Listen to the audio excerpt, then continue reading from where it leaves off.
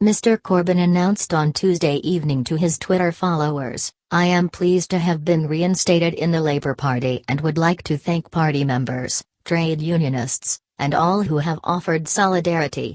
Our movement must now come together to oppose and defeat this deeply damaging Conservative government."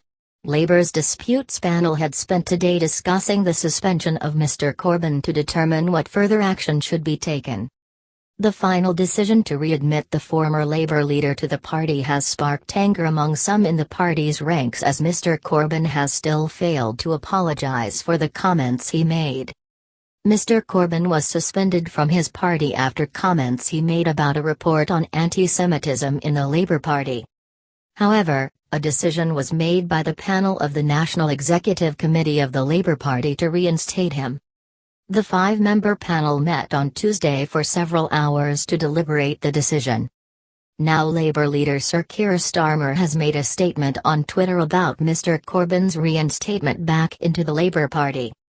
He said, "I know that this has been another painful day for the Jewish community and those Labour members who have fought so hard to tackle antisemitism. I know the hurt that has been caused and the trauma people have felt." Jeremy Corbyn's statement in response to the EHRC report was wrong and completely distracted from the report that identified unlawful conduct in our tackling of racism within the Labour Party. "This should shame us all." In response to the antisemitism report, Mr Corbyn said the scale of antisemitism within his party had been dramatically overstated. He claimed this overstatement had been orchestrated by his opponents. Prior to Mr Corbyn's suspension, new Labour leader Sir Keir Starmer said anyone who considers the issue had been exaggerated should be nowhere near the Labour Party. The report was conducted by the Equalities and Human Rights Commission, EHRC. Its findings were damning for Mr Corbyn's leadership and claimed that under his rule the Labour Party was responsible for unlawful acts of anti-Semitic discrimination and harassment. The Jewish Labour movement was today furious at the decision to reinstate Mr Corbyn. They released a statement that said, "Today's decision will only embolden those who agreed with him. Once again we find ourselves having to remind the Labour Party that Jeremy Corbyn is not the victim of Labour anti-Semitism, Jewish members are." Mr Corbyn attempted to clarify his original response on his Facebook page. He wrote, "To be clear, concerns about anti-Semitism are neither exaggerated nor overstated." Trade union leader Len McCluskey today on Twitter said that Mr Corbyn's readmission was the correct, fair and unifying decision. He added, "As a party, we now move forward to implement the EHRC's recommendations and redouble our efforts to inspire voters about Keir's 10 pledges and the transformation of our nations into fairer places for our people. Only Labour, united and strong, can bring this about." Editor of the Jewish Chronicle Stephen Pollard today tweeted, "Starmer has shown that he is fundamentally weak and that his commitment to changing Labour is superficial. He can talk all he likes about it, but when push comes to shove he leads the same party. Shame on him." Earlier today, before the decision to reinstate Mr Corbyn was made, Mr Pollard tweeted, "Readmit Corbyn and you show that you have learned nothing. Expel him and you show you are on the way back to decency." A bitter reaction to the news also came from Gideon Falter, chief executive of the Campaign Against Antisemitism.